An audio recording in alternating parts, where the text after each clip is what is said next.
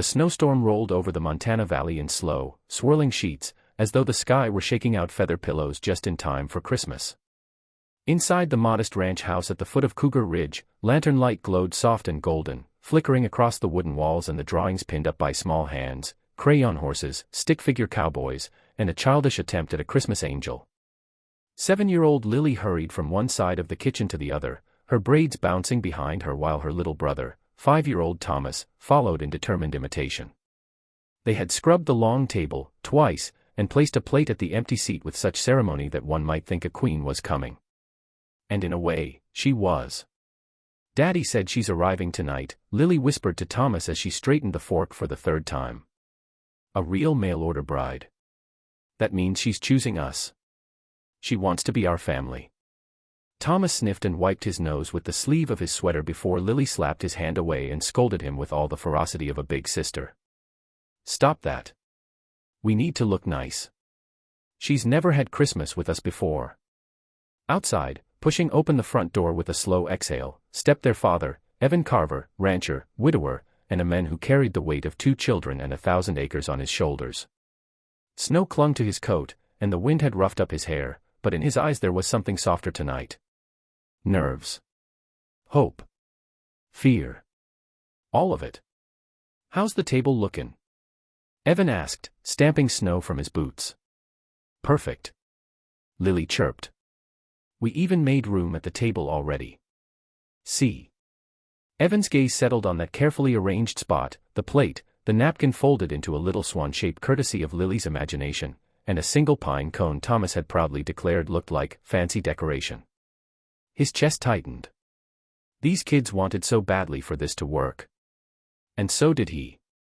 After 3 Christmases alone, 3 winters listening to silence where his wife's laughter had once filled the house, loneliness had grown sharp edges. He'd answered the mail-order match advertisement not because he needed help with chores, nor because he wanted convenience, but because something inside him whispered that a family needed more than survival. It needed warmth. Companionship.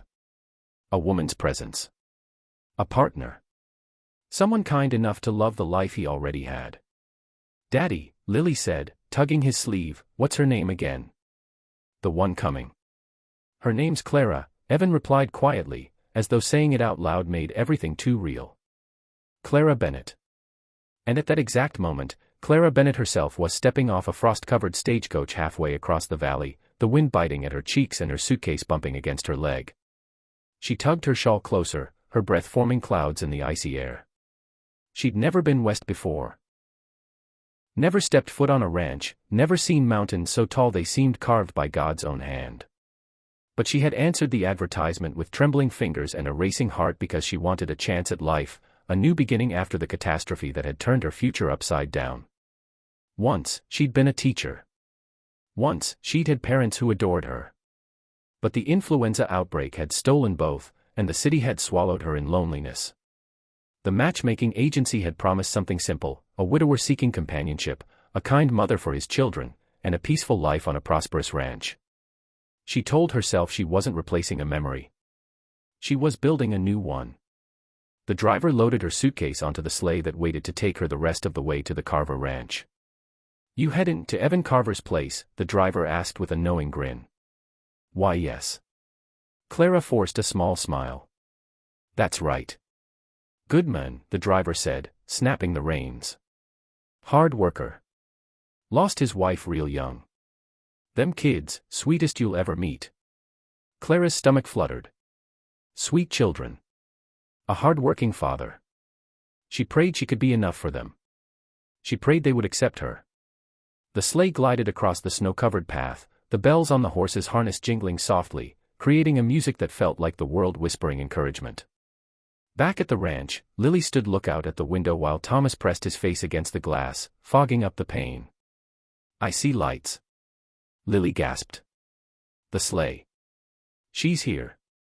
Evan's heart thudded. He smoothed his hair, straightened his shirt, and whispered to himself, "Be calm. She's nervous too." When the knock came, it was feather-soft, almost hesitant. Evan swallowed and opened the door.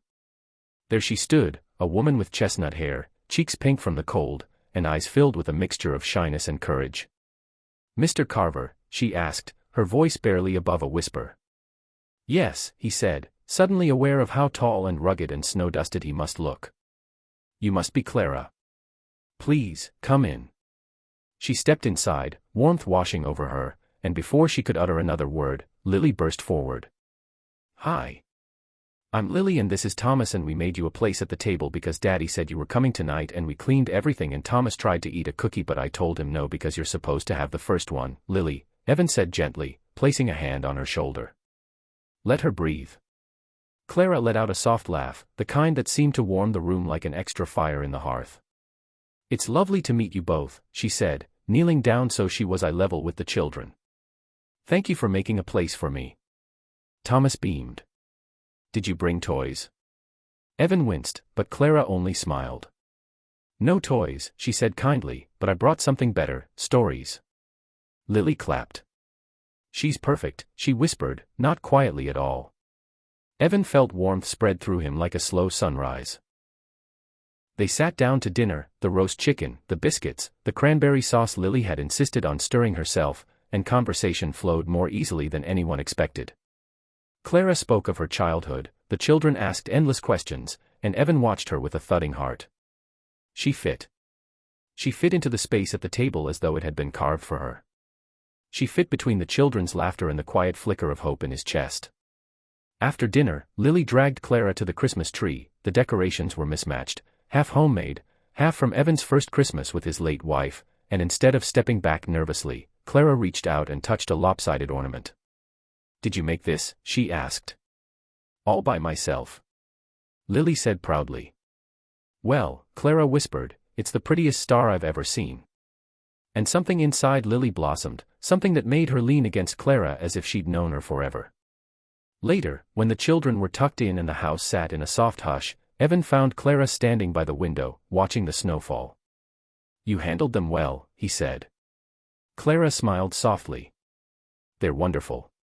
Evan hesitated. "I know this arrangement is unusual.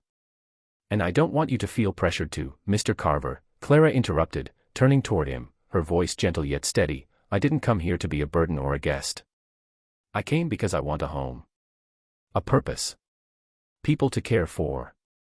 And I hope I can be that for your family." Evan's throat tightened. "You already are," he murmured. "At least, they already love you." She looked up at him, her breath catching.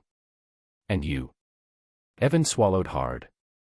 "I'm learning how to hope again." Outside, the snow continued to fall in thick, dreamy flakes, blanketing the ranch in silence and promise. Inside, for the first time in years, warmth seeped into every corner of Evan's heart. None of them knew that this Christmas would change everything.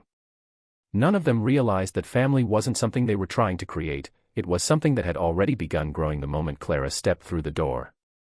And as the night deepened, the glow from the living room spilled long and golden across the snow, as if the world itself wanted to whisper, "A new chapter has begun." If you want to hear the rest of this heartwarming Christmas story, make sure to like the video, subscribe to the channel, and turn on notifications so you never miss a new tale filled with love, hope, and holiday magic. Chapter 2.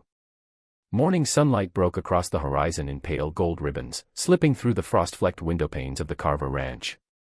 Clara woke early, her breath visible in the chilly room, and pulled the quilt, hand-stitched, clearly old but beautifully made, closer around her shoulders.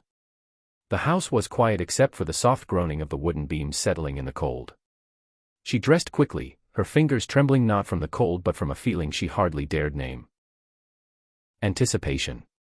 Right outside this door was a new life. A new family. And she wanted, more than she'd ever wanted anything, for it to work. As she stepped into the hallway, soft footsteps approached. Little Thomas, hair sticking out in sleepy tufts, stared up at her. "You're real," he whispered, as if the idea still surprised him. Clara knelt down. "Very real. We thought maybe you'd leave in the night," he mumbled. The words pierced her heart. "Oh sweetheart," she said, gently brushing his hair aside, "I came here to stay." Thomas's small hand slipped into hers. "Come see the chickens." She smiled. "Lead the way." Outside, the morning air bit at her cheeks, but the snow glittered like powdered diamonds. Thomas marched ahead proudly, even though he stopped every few feet to stomp a footprint in the soft drifts. When they reached the chicken coop, Lily was already there feeding the hens. "You came!" Lily exclaimed, running to Clara, her braids swinging behind her. "Daddy said you might sleep late because traveling is tiring, but I knew you wouldn't. I knew you'd want to help. Because you're our new mama, well, maybe." She said the last part shyly, kicking at the snow. Clara felt tears prick her eyes, but she fought them back and simply wrapped her arms around Lily. "Thank you for wanting me," Clara whispered. "I hope someday you'll truly feel that way. And if you do, I'll be honored." Lily held her tighter. Breakfast was a whirlwind of chatter. The children insisted Clara sit between them. Thomas told her about his favorite horse.